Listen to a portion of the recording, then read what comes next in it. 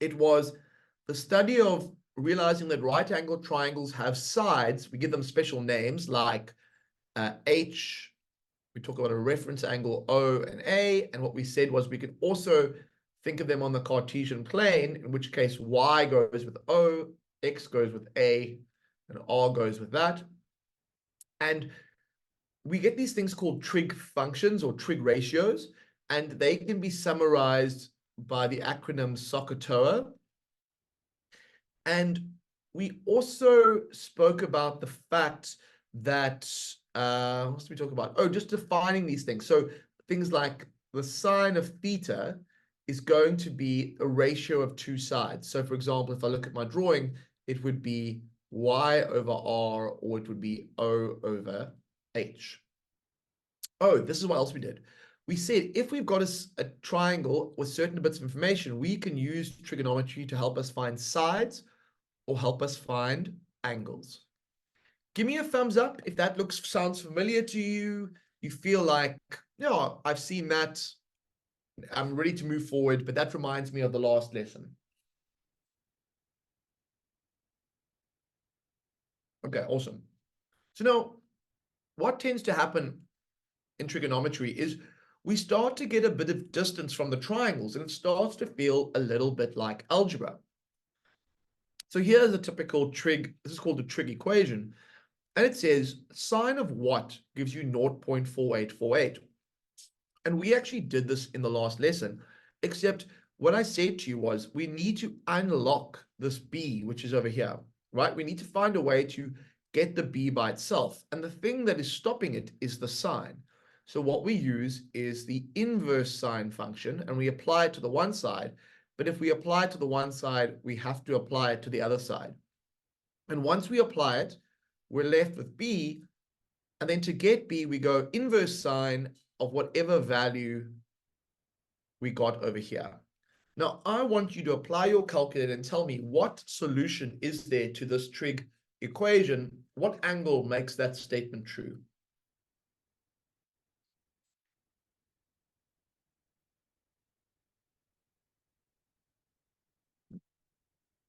I'll wait for your calculators to catch up, and I'll wait for the answers. I want to see people participating.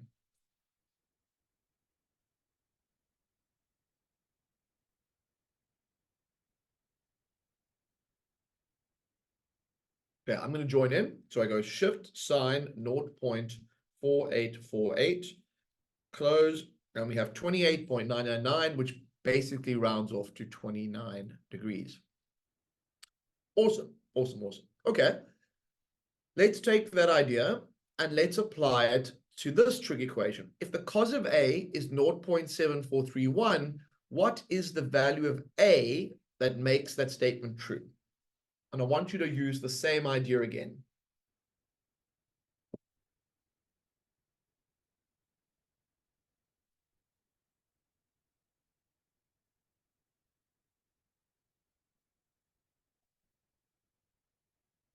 Okay. So we're actually going to have to put in our calculators shift cos or inverse cos 0.7431. Shift cos 0.731, and we get 42 degrees. Awesome. So we can get we found the angle. Now, we're not in triangle land right now, but really what that green thing is saying, it's saying, look, there is some angle A, and we know that the ratio of, so if this was the A, then this would be O, H, and then this would be the cos A. We know, so cos is, let's say it's A over H. So what this equation is really saying is it's saying, look, if I have, let's use a different color, in fact, otherwise it gets confusing. What should we use? Let's use blue. So what this is saying is that 0.5878 is just going to be the red thing divided by the blue thing, or the A divided by the H. So that's kind of where the triangle fits in, but we don't need in order to figure out what A is, we use our calculators, and we're getting 42 degrees. And we're starting to let the triangles be more and more in the background. So let's go to this one. Tell me what value of W is such that the tan of W gives you 19.0811. I'm going to close my windows for some.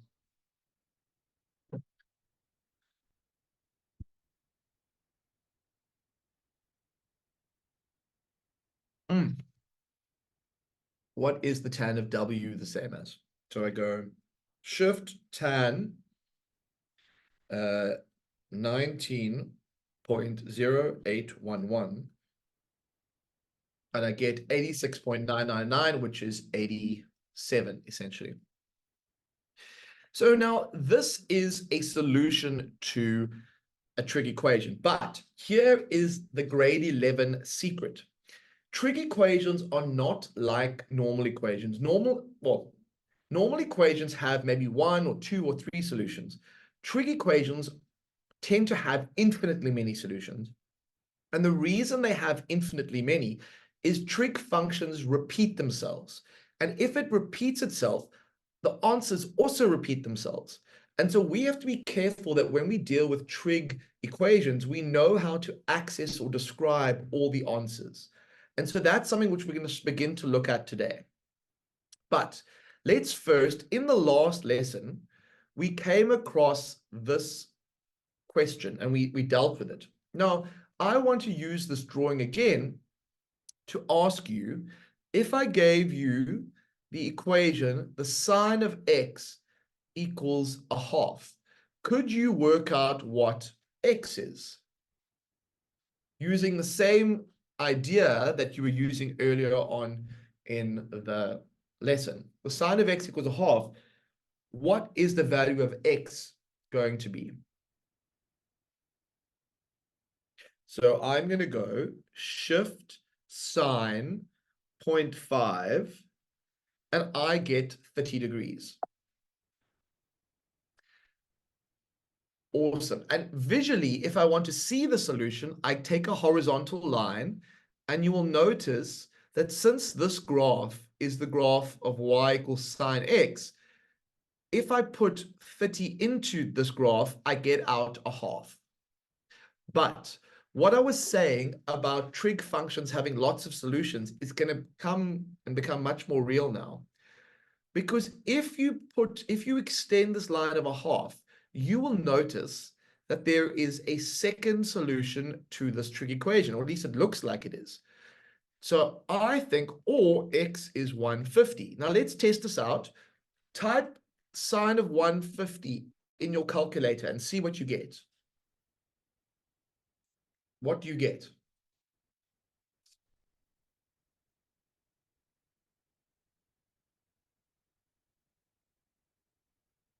So in my calculator, the sine of 150 is also a half. So indeed, it is a true solution. And oh my goodness, everyone, do you know what? That isn't even the last solution. So I'm going to take this graph and I'm going to extend it. And I'm going to extend it up to its next. So let's get rid of this for a second, just so we can see what's going on. And let's pretend this carries on, because actually it does. It's going to get up to, let's say it goes to 450, and 450 is going to be, no, 450 is going to be higher than that, because it has to go all the way up to, I need to draw this again. So I haven't really done my scale perfectly, so let's move this along since I'm doing this on the fly. So let's 450. Okay, so you can see it goes, the highest the sine graph gets up to is 1. Now, if I carry on going, what you notice is that you will hit the sine graph again. Now, does anybody have an idea what that answer might be?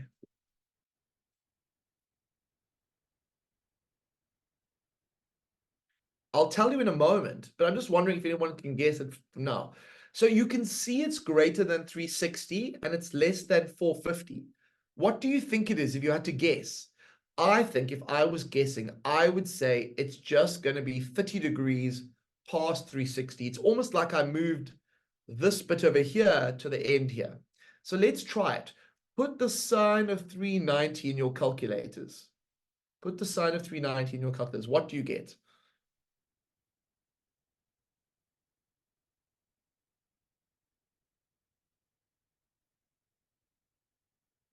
Oh my goodness, we get a half. So it turns out that there are actually lots and lots of solutions to trig equations. Now, I'm not too worried about going too much further on this, but I just want to open your eyes to the idea that trig equations have multiple solutions, and they seem to occur in quite a regular way, like in a quite a predictable way. And so what we're going to learn in the rest of the lesson tonight is how do we describe different types of trig relationships and big, like, there's clearly a relationship between the sine of 150, the sine of 390, and the sine of 30. And we need a better way of bringing that all together, which we're going to do.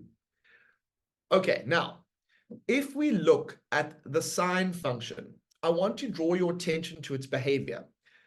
Between 0 and 90, do we think the sine function is positive or negative? Do we think it's positive or negative? Put your answer in the chat.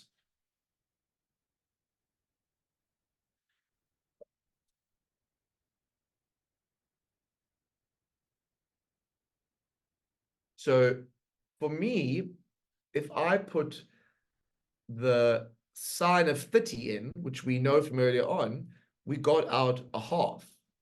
So for me, visually, I can see that whenever an angle between 0 to 90 goes in, it's positive. And you know what?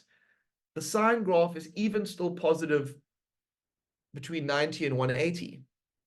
But then when the angle goes to here, what happens between between 180 and 270? Is the sine of something like 210, is it positive or is it negative? Because the 210 would be like somewhere over there. Okay, so it's going to be negative, yeah.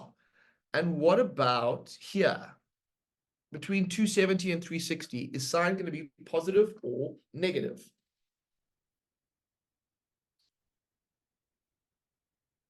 Still negative. Okay, now, so this is interesting. Now I have assumed that you've seen the sine function before. If you haven't, don't worry. It's just it starts at 0. The highest point it gets to is 1. Then it comes down. It goes in jumps of 90. Then it goes down to -1, and it goes up to 360. When I draw it in like jumps of 90, like that. And it's periodic because it repeats. But the main thing I want to draw your attention to is its behavior can be described as positive, positive, negative, negative. Now, if I go to its cousin, the cos graph, it's very, very similar. But the cos graph starts at 1. It still only goes down to -1 at the lowest point. It also goes in jumps of 90. But its behavior is a little bit different. It starts by being positive, but then what does it do for the next 3 intervals of 90? So it starts positive. What's the next 3 jumps going to be? Is it going to be positive or is it going to be negative? Tell me the next 3 bits for here.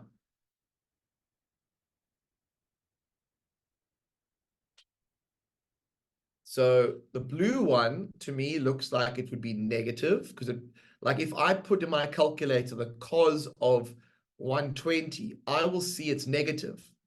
And if I want to visualize the cos of 120, it would be somewhere over there. What about the yellow bit? Is that going to be positive or negative?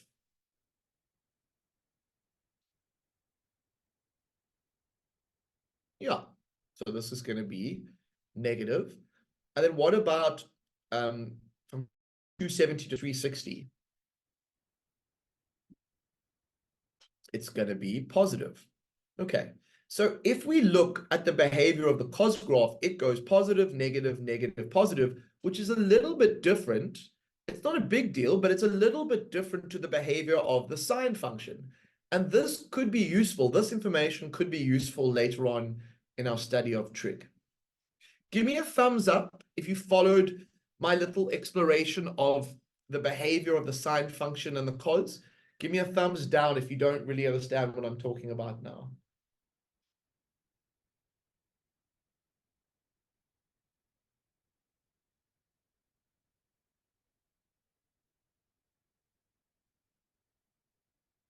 Yeah. Awesome. Okay, well, let's carry on. Now, the very different part of the family is the tan function. And the tan function has this quite weird little dots going on over here. So can someone tell me, maybe somebody even wants to just tell me audibly, what is the story with these dots here, these dotted lines here?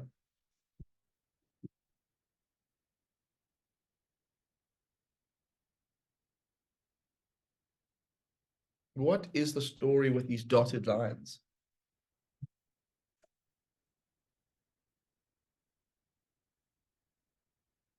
What are they?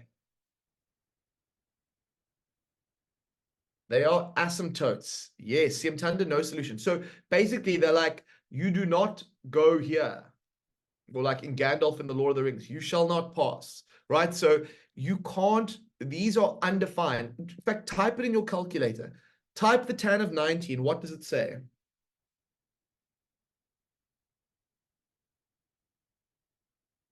What does the tan of 90 say on your calculator? It says error. You may not go here. Okay, so already tan is different to the other two because it's got the discontinuity. But let's just look at its behavior.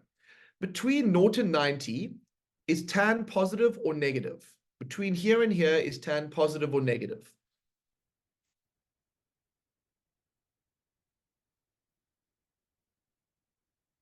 Yeah, it's positive, right? I can see it's positive. It's above the line. Okay, what about between, oh, different color. What about between 90 and 180? What do we know about tan's behavior between 90 and 180? It's negative. Okay. So it also is doing its own thing. What about between 180 and 270? What's its behavior then? So between here and here, it's going to be negative because look, sorry, a lie. It's not going to be negative. I'm making things up here. It's going to be positive because if you imagine, you can even try this. If you type the tan of 135 in your calculator, you're going to get a negative value. But if you type the tan of 225, you're going to end up getting probably positive 1. In fact, just check that. Type tan 225, do you get positive 1? That's what the graph seems to say. Do you get positive 1 for tan 225?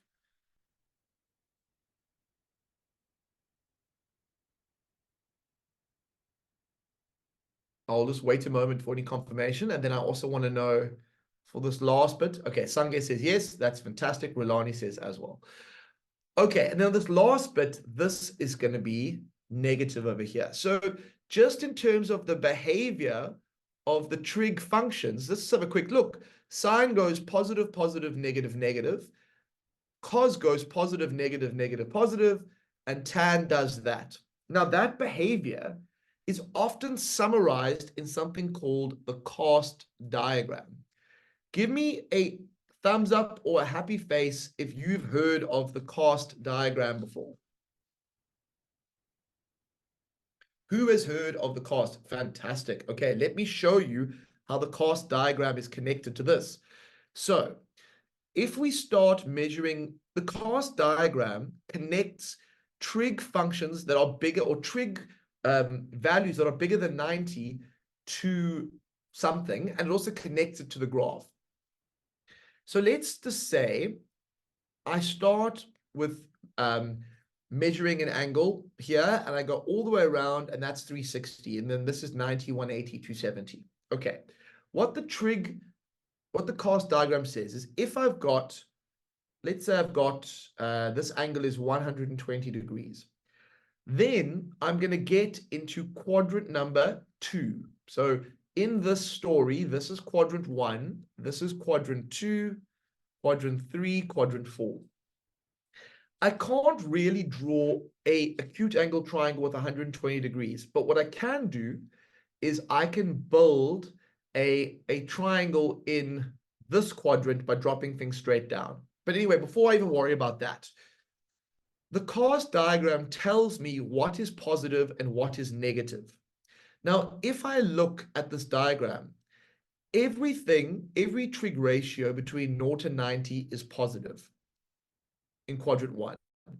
Now, if you look at this drawing over here, look at sine. Sine is positive, cos is positive between 0 and 90, and tan is positive between 0 and 90.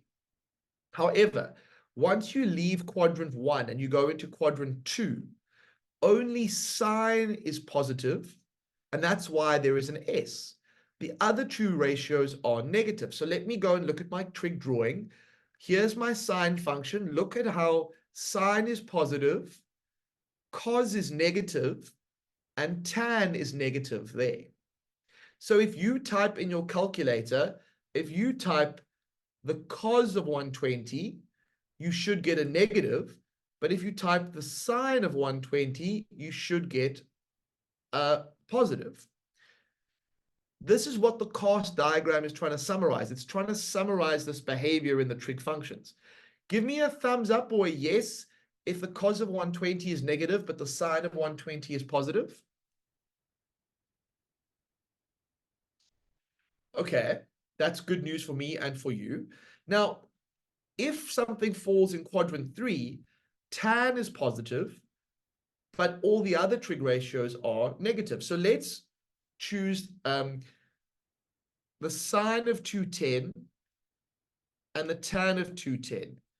I want you to make a prediction. Do you think the sine of 210 is positive or negative? And do you think the tan of 210 is positive or negative? And we can just call this one A and this one B. So tell me, is it positive, positive, negative, positive? What is the correct sign for these two things? Is it positive or negative?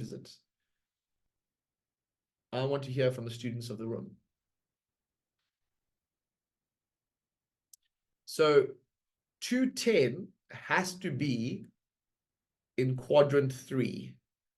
So I'm going to build a triangle here. And in quadrant 3, only tan is positive. Sine must be negative. Now, if 210 is with the tan ratio, tan is positive in quadrant 3. And so this will be positive. Now, we can check this on our drawing as well, although the drawing is getting a little bit crowded now, isn't it? But let's have a quick look. So quadrant 3, sine is negative, cos is negative, but tan is positive. Okay, so the graph agrees with the drawing. I feel like the cast diagram is a much easier way to remember where something is positive or negative than the graph, but at least I understand what it's got to do with the graph. Okay, let's do another prediction. If I say the sine of 330 and the cos of 330, we'll call it C and D. Are those going to be positive, or is it going to be, what are the two predictions for those two? And remember, the angle 330 will go all the way around into this quadrant.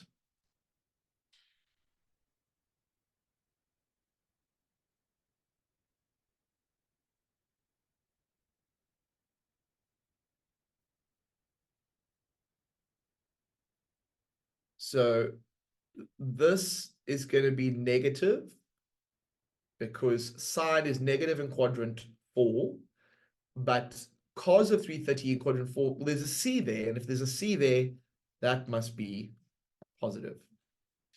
Okay. Give me a thumbs up if you followed that. Give me a thumbs down if you didn't follow that. This idea that the first part of the lesson was about summarizing where is sine and cos and tan positive or negative, and I showed it to you in the graph. And then I took the graph and I showed you how the graph's information can be compressed onto this lovely thing called the cast diagram. Okay, now before we take our break, I just want to do a multiple choice question. We'll do two of them, and then we're going to take a break. So it says, if sine is negative and cos is positive, then which statement is true? And the way to do these questions is to say, well, where is sine negative? Sine is negative in quadrant 3 and 4 because everything is positive here and sine is positive, but I want where sine is negative. But I also want where cos is positive. Now, where is cos positive? Cos is positive here and here. Now, in order to do both of these things, I have to be in that quadrant. Now, which quadrant does that correspond to? A, B, C, or D? You tell me in the chat.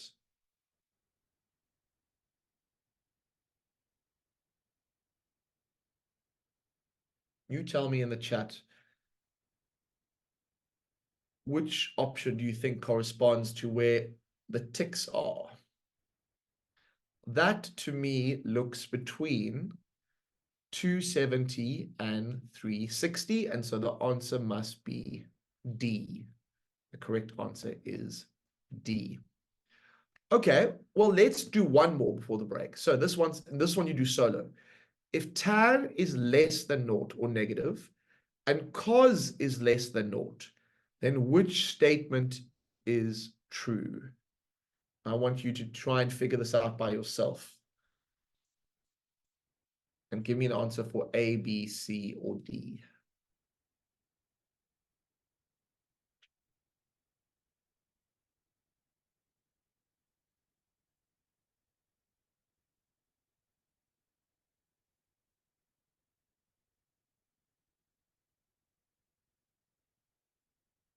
Which one do you think is correct? A, B, C, or D?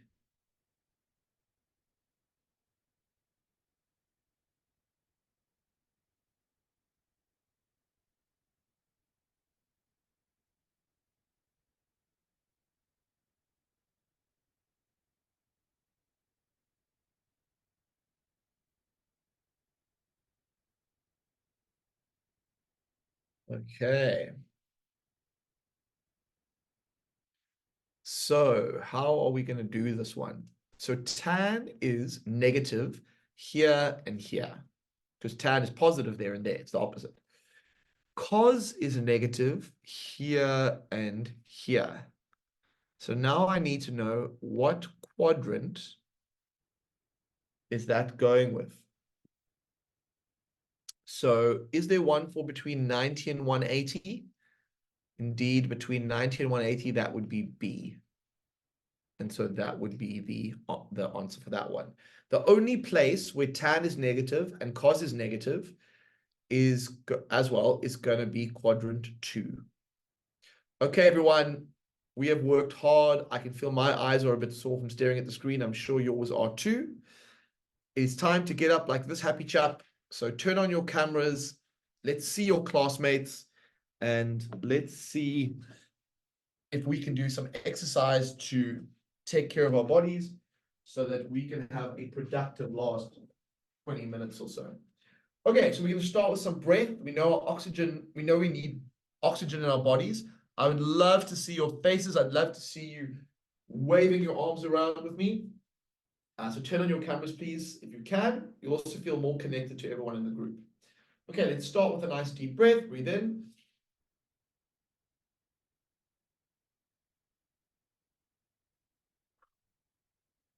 So breathe in with your nose, out with your mouth. Okay, breathe in.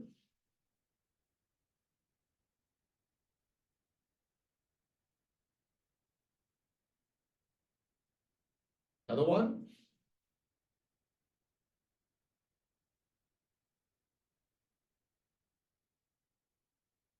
And one last one.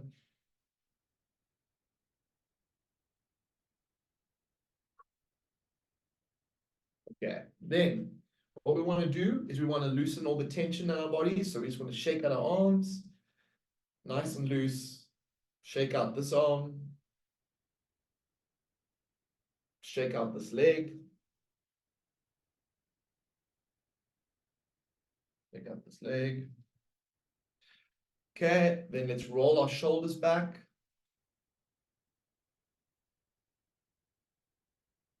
Roll our shoulders forward.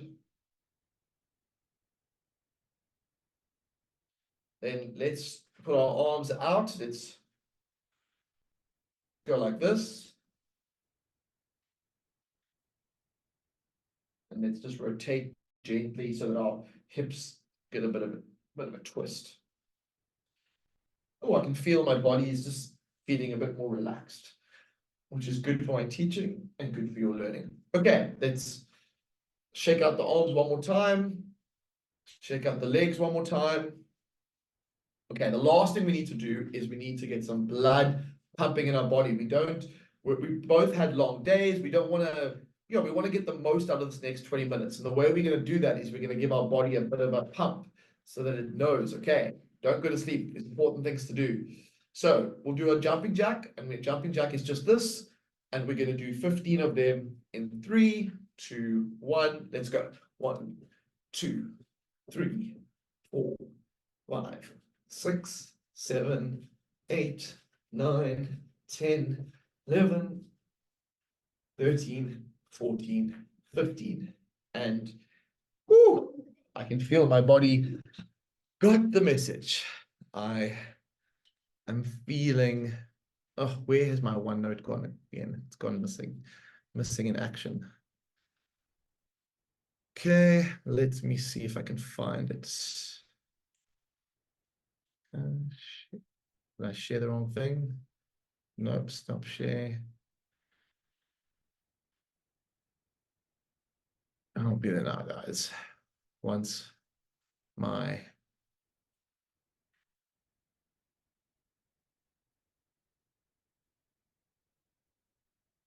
there we go. Okay.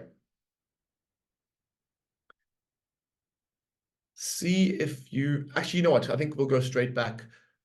Actually, no, you know what? Give it a go. Can you make 24 using those 4 numbers? Can you make 24? This is our new brain break. We have to try and use the 4 numbers to make 24 using plus, minus, times, divide, or brackets. So let's see if we can do that.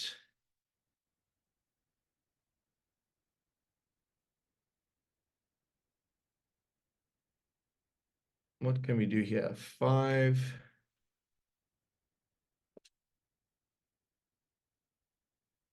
This is quite a tough one.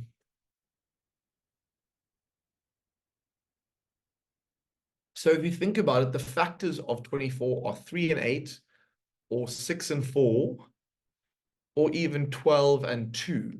So if you can get any combination of that, you'll be pretty close. So any ideas?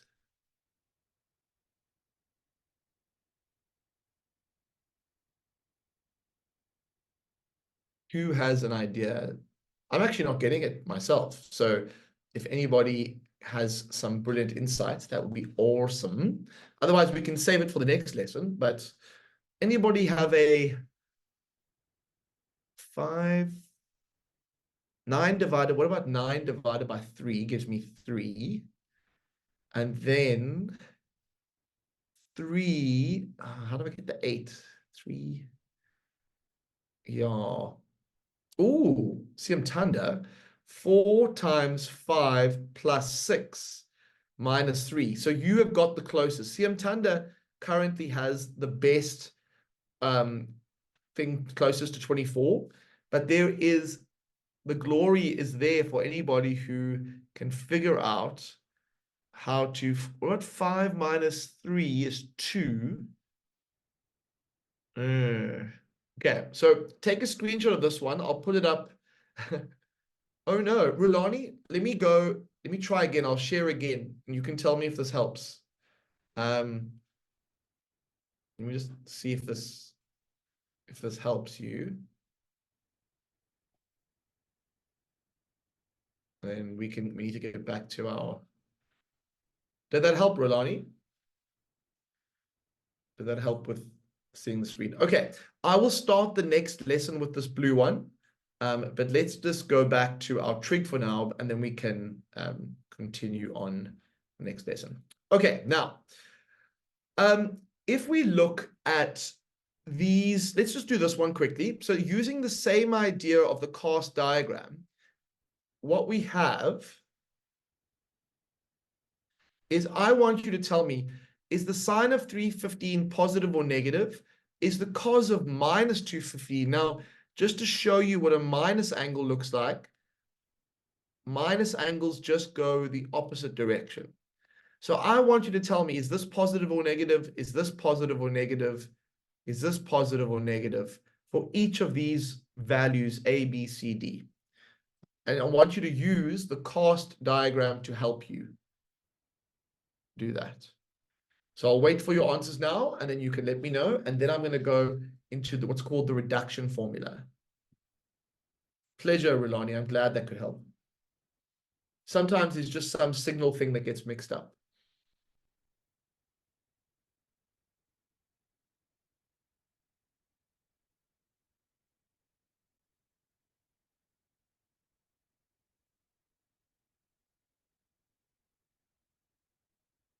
Okay, so this first one is going to be negative because it's in quadrant 4.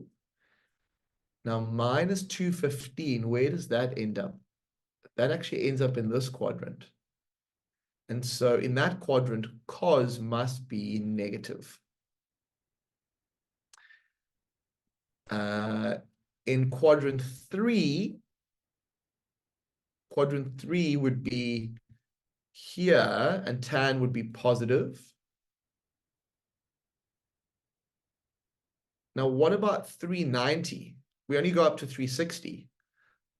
But if you want to get to 390, you have to just go all the way to 360 and keep going. So what is this last one going to be? Positive or negative?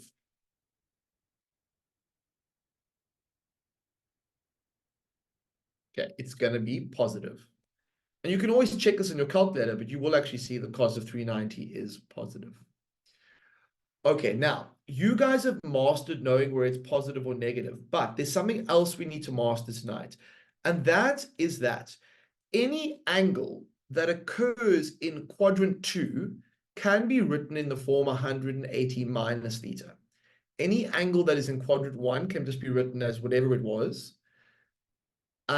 Anything in quadrant 3 can be written as 180 plus theta, and anything in quadrant 4 can be written as 360 minus theta. Now, you may say, why do I even need to do this? What is this going to make my life easier?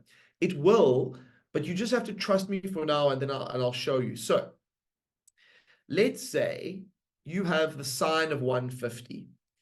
To visualize 150, you would say that it's in quadrant 2, and the angle probably looks something like that. Could any of you tell me what the angle over here is? Would anybody be able to work out what that green dot is over there?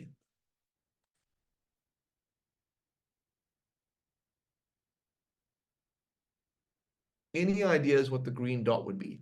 Well, because this is 180, the green dot must be 30. Now, this over here, because the sine of 150, the triangle that you form from 150 actually has an acute angle in it.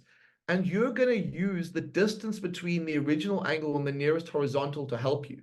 Now, that sounds like an absolute mouthful, but all you really need to do is say, look, is the sine of 180 minus 30 the same as the sine of 150?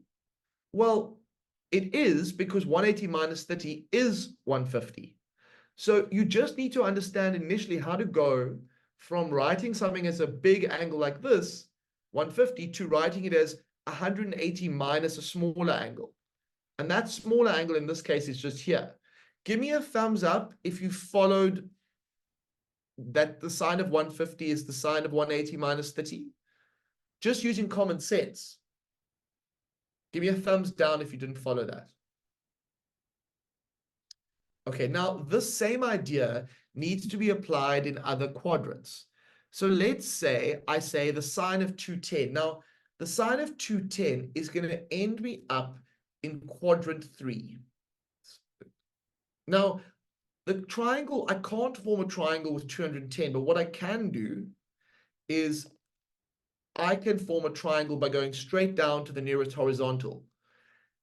We're going to actually use this angle over here to help us in our triangle. But if I go to the formula I need to learn, the reduction formula, it is simply going to be 180 and then something else. What is going to go here to make sure the statement is still true? The sine of 210 is the same as what?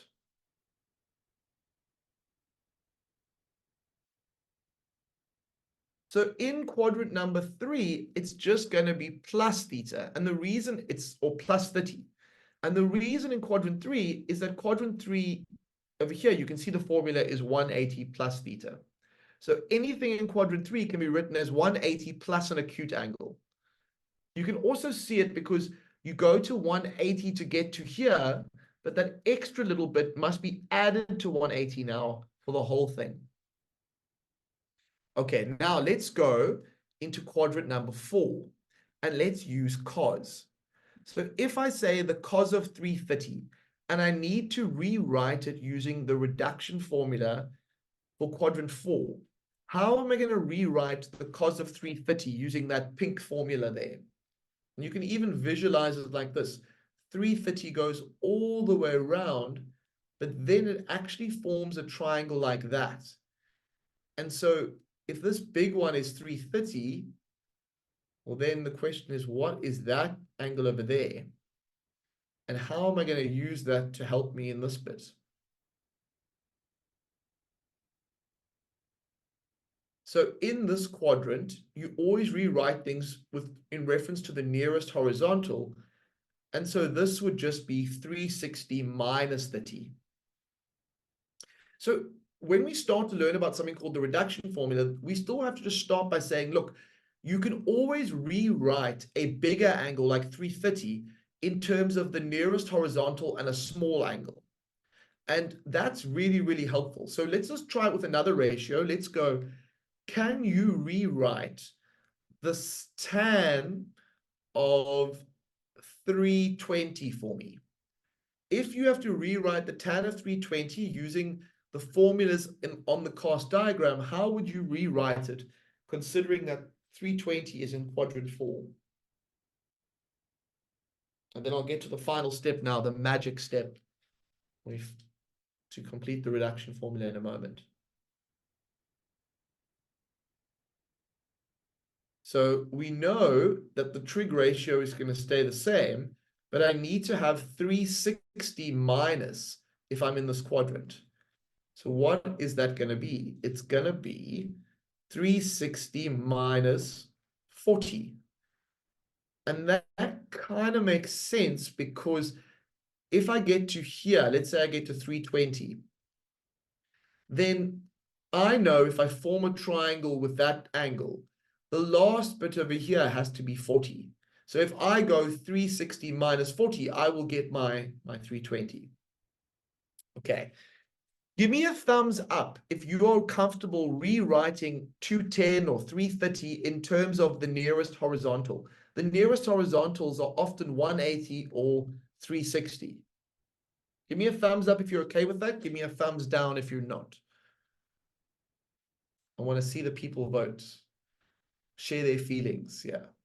Because remember, I can't see you, so I can only see what emoticons you are sending me. Should we do one more like that? Let's do one more, because I'm getting it's a bit quiet on that front. So if I say rewrite the tan of 150 in terms of the nearest horizontal, how would you rewrite that, considering that 150 seems to be in quadrant 2?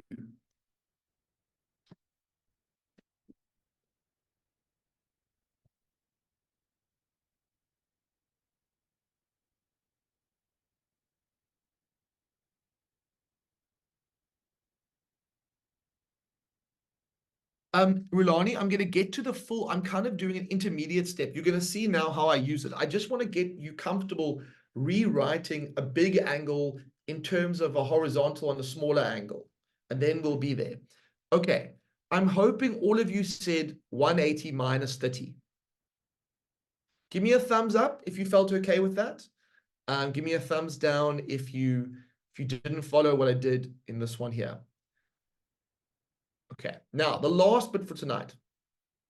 We are going to use our new skills to master something called the reduction formula. And I'm just going to give you most of the next lesson is going to be about this, but I'm just going to start with this. Okay, you guys know about the cast diagram. You've learned about the cast diagram. You've also learned you can rewrite this in terms of the nearest horizontal. This is something called the reduction formula. And what the reduction formula allows you to do is to reduce the trig ratio of a big angle to a small one. So let's start with this. Give me a thumbs up if you agree or understand how I rewrote the sine of 163 in terms of that. Give me a thumbs up if you're okay with that. I want to see the thumbs or the happy faces or something. Tell me. Okay, now, in quadrant 2, so 163 is in quadrant 2, am I positive or am I negative? Tell me if I'm positive or negative.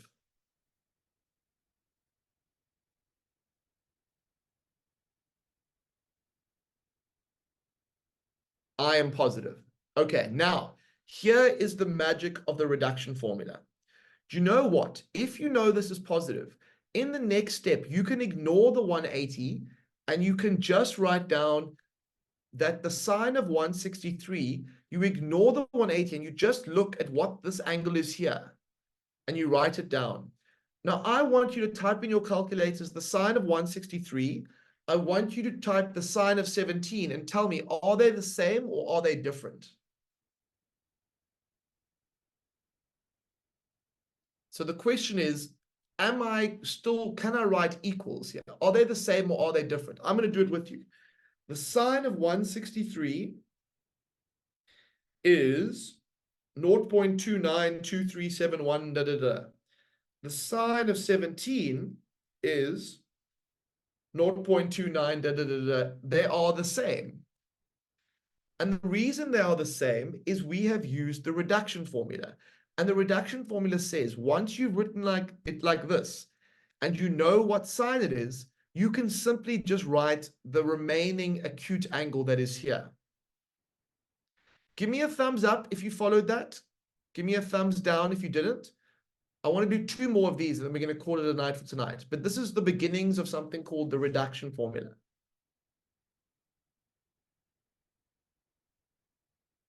Okay, let's try and do this one. Can you rewrite the cos of 327 in terms of these reduction formula? So quadrant 4 is 360 minus theta. Quadrant 3 is 180 plus. This is 180 minus. This is theta. Can you rewrite the cos of 327 in terms of what we were doing earlier? And I want you to tell me what you get. Do you get the cos of 360 minus 33? Okay, now, is cos positive or negative in quadrant number 4? If I go all the way around to quadrant number 4, is cos positive or negative? It's going to be positive. And now what the reduction formula says is you can get rid of the 360, you can forget about the minus there. All you write down is you keep the ratio the same, and it's the cos of 33. Test that in your calculators, see that it's the same. I'm going to test it. We'll see.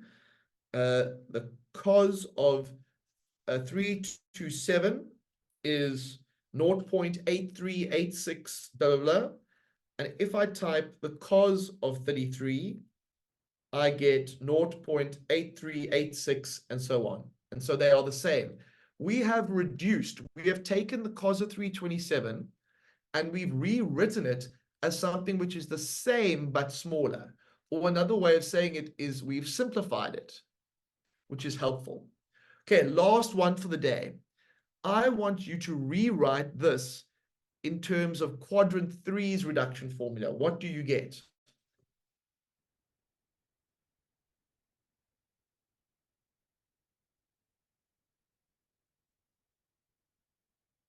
What do you get for that one?